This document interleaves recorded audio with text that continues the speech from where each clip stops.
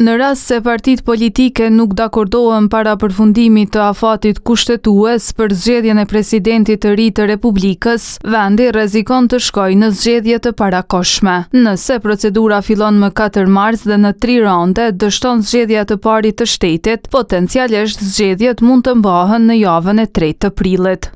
Në rastin konkret i bie që java e 3 e muajit prill, pra është e diela e javës së 3 të muajit prill, i bie si data potenciale kur edhe mund të kemi zgjedhjet e reja parlamentare. Por sipas Bugaçkut, nëse seanca për zgjedhjen e presidentit ndërpritet për shkak të mungesës së korumit ose konsensusit mes partive, kuvendi ka afat prej 60 ditësh për përfundimin e kësaj procedure.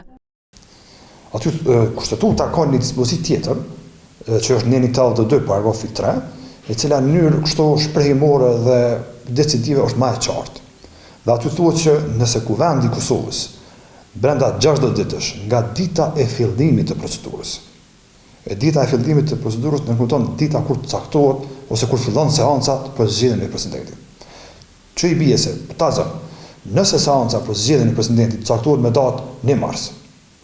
Nga data 1 mars, sipas 182 fillon afati 60 ditor, ku deputetët e Kuvendit të Kosovës kanë obligativ, kështu e kanë të detyrueshme që brenda këtij afati me zgjedhin president.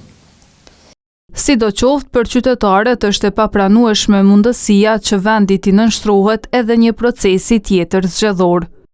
Po shumë e domshme, pa s'ka kërkon votë kështu. Jes hala zgjedhje.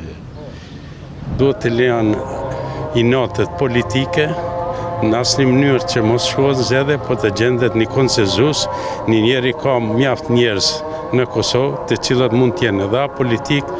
Edhe për politologun Albinot Maloku, zgjedhja më e qëndrueshme do të ishte një marrëveshje më e gjerë politike. Kishte më qenë jashtëzakonisht të shkëlqyer e nevojshme për Republikën e Kosovës që të ketë pastër një koalicion, të kemi reformatim qeverisë, duke ndërfuar edhe pjesën e subjektit tjetër politik.